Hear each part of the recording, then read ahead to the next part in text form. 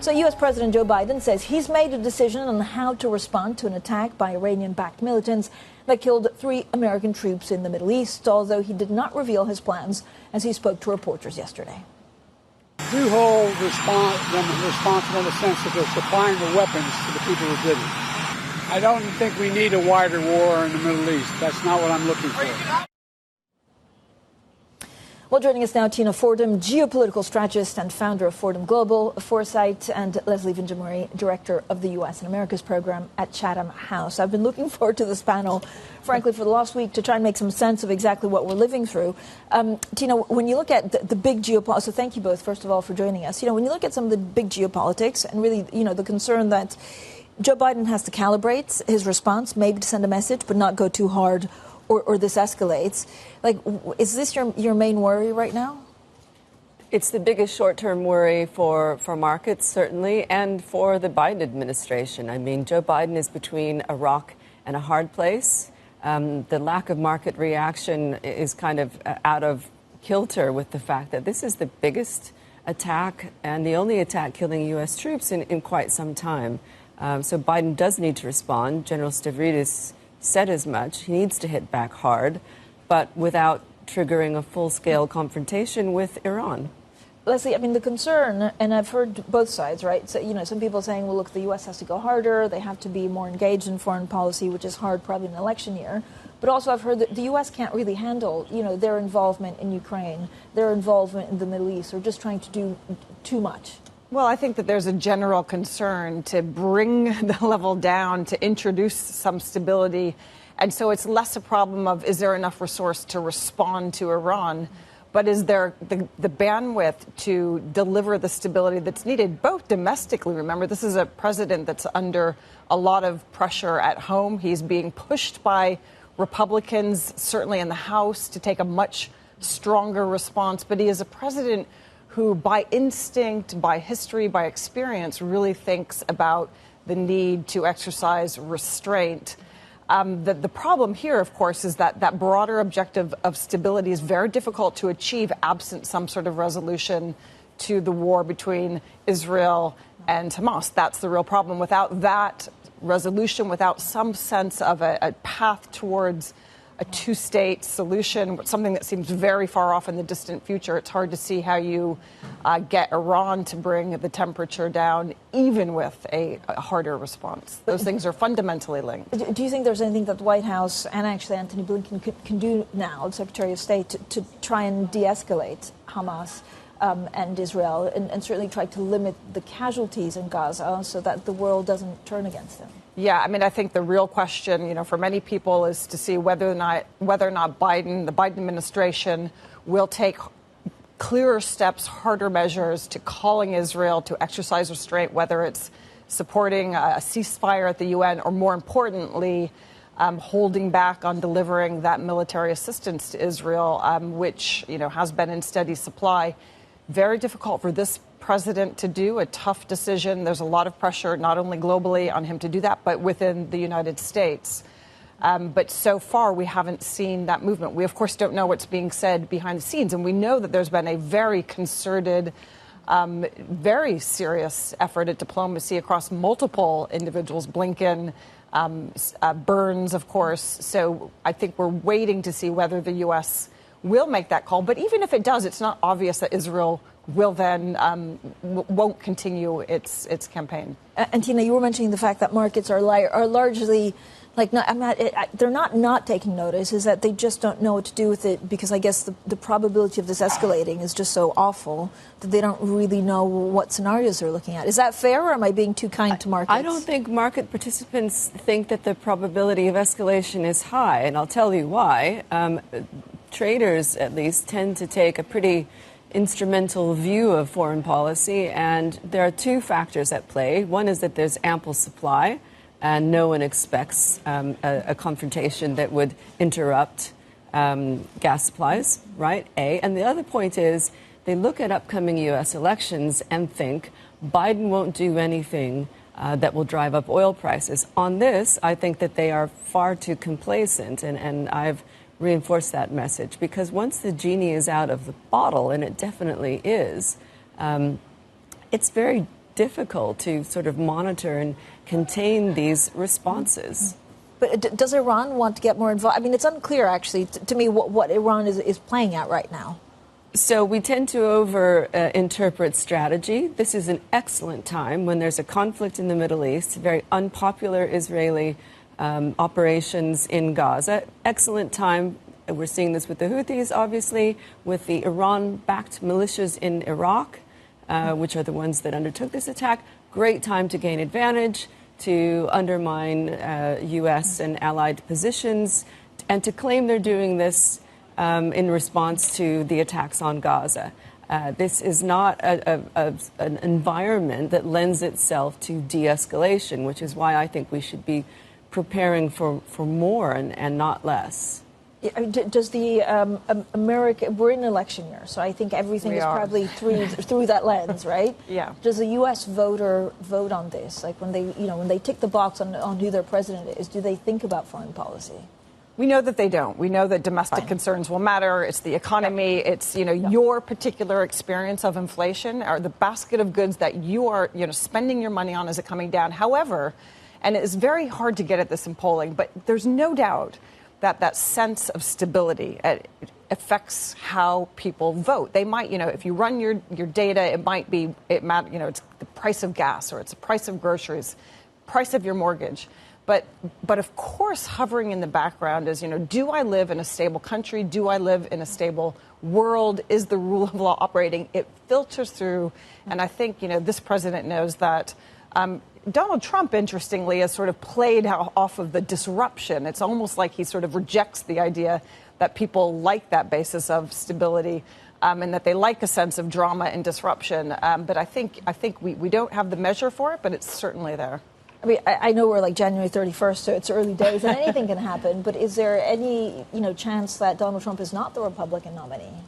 There's certainly a chance that, it's a very long time before the party conferences and the elections. I think that, Haley right now looks like she's sort of casting a spotlight on the fact that Trump's numbers aren't what they should be for somebody who is in effect, the incumbent of the Republican Party. The fact that he's not getting much over 50% of the vote in a Republican caucus and primary is not a great sign for him.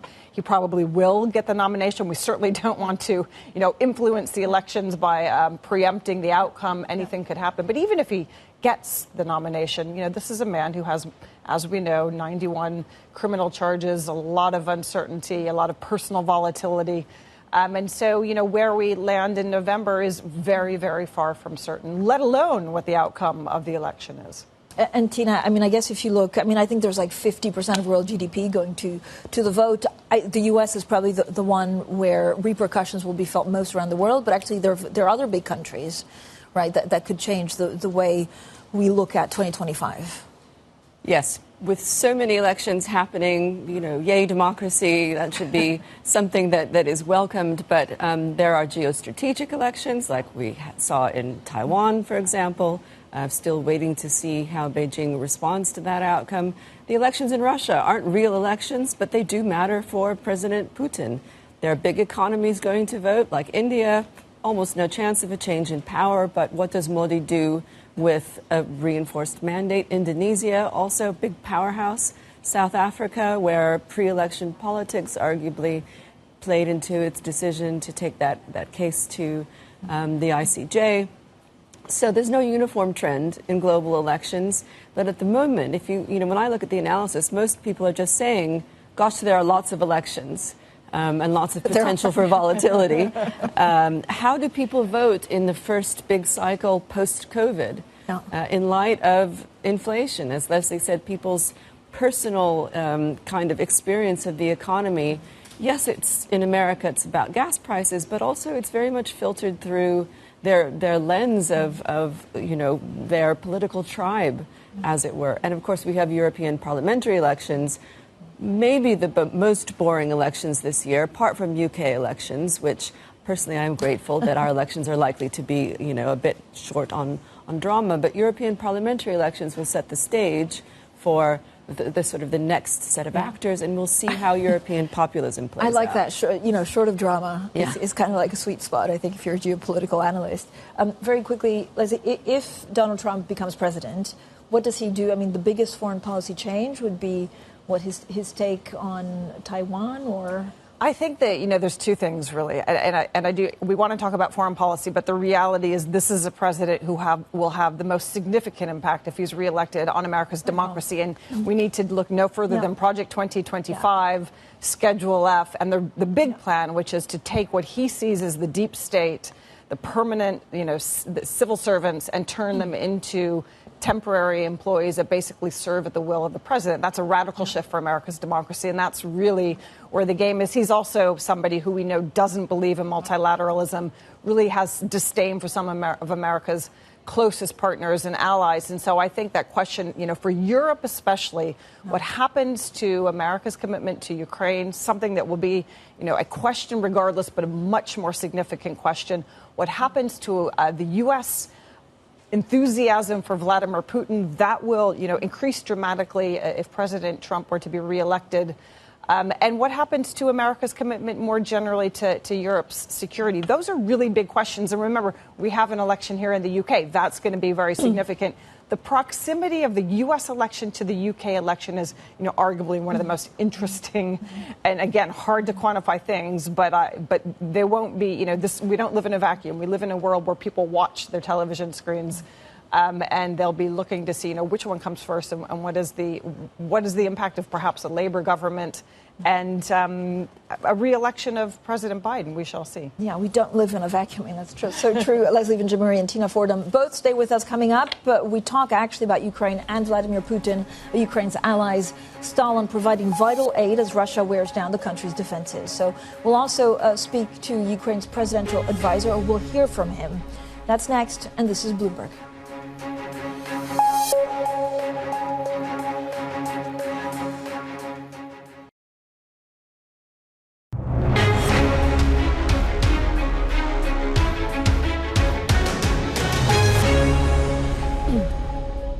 The European Union will hold a special summit on Ukraine tomorrow as it tries to find agreement on a vital €50 billion aid package. Now, Alexander Rodinyansky, the economic advisor to President Zelensky, spoke to Bloomberg a little earlier. Eventually, we'll get the support needed. Obviously, this is a $50 billion package for Ukraine facility for 4 years. I think everybody knows how critical that is for our stability, for our macro-financial stability, for our war efforts that are obviously critical for the security of not just Ukraine, but Europe at large. So I think it will come through, although there are political hurdles, as we can see. That was Alexander Rodinyansky, the economic advisor to Ukraine's President Zelensky. Now, still with us, Tina Fordham from Fordham Global Foresight and Leslie Vinjamuri from Chatham House. Leslie, I was in Davos, and actually, so President Zelensky showed up, and he was in the corridors, and there was something a little bit sad in the fact that they really felt the need that they needed to, show up, speak to investors, speak to the media to make sure that Ukraine was not forgotten. Is there a real danger that it's starting to be forgotten because of money and because of political will? Well, and because of the war in the Middle East. As you well know, to be very clear, this is, since October 7th, the world's attention kind of moved further east. Necessarily, and there is a thing, in any major conflict that the longer it goes on without any sense of a clear resolution, most especially on the ground, that you lose a little bit of that sense of urgency. You certainly lose public opinion and public support. And right now we're in a context where we're losing the domestic electorate because of the shenanigans of a small number of, far-right radical Republicans in the House that are capturing what is otherwise actually broad support across the Senate and the House for supporting Ukraine. And that is actually, in a U.S. context, making it very difficult. We're seeing that this bill that's supposed to link border security support for Ukraine, Israel, Taiwan is not getting traction. It's made worse by the New Hampshire result because Donald Trump is in the background saying, actually, I don't want border security because I want the border to be bad because that plays to my favor and it undermines support for President Biden. So the domestic politics are very small in the U.S. They're pulling, I think, that focus away from a really urgent moment, clearly, for Ukrainians. And let's be honest, for all of Europe, and eventually for the United States too. If it doesn't, if we don't support Ukraine, if there's not some sort of stability in the region, then this is going to affect clearly everybody. Tina, we also have this EU special summit tomorrow, and this is about basically the EU trying to get Viktor Orban on side with a number of things that they will propose. Do you think they'll manage?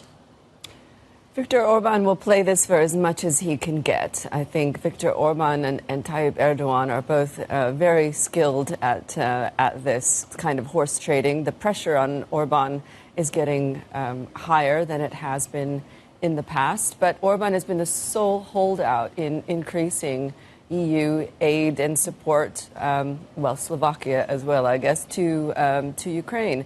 But when you take the European dynamics and put them next to the U.S. political dynamics, what you see is a lot of political actors pretty cynically using the war in Ukraine for their own short-term benefit. And, you could argue that's politics as usual, but it's not in the self-interest of either the European Union or the United States to allow, the invasion of sovereign countries and the seizure of territory in a world where 85% of conflicts are over territory. Yeah, but so where does this end? How long? Is this just a war of attrition, and are we stuck like this for years, or does it change? Let's put it this way. We've talked about the Middle East. We're talking about Ukraine. We've talked about U.S. elections.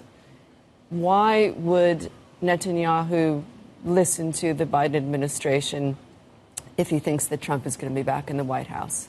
And likewise, why would Putin make any meaningful concessions on a diplomatic agreement if he thinks there's a chance that he'll be dealing with Trump again? And that's where, even though Americans haven't historically voted on foreign policy, this simple signpost of U.S. elections in November is weighing on all of these decisions. Okay, thank you both for joining us. Tina Fordham there, geopolitical strategist and founder at Fordham Global Foresight, and Leslie Vinjamuri, director of the U.S. Americas program at Chatham House. Coming up, more of our interview.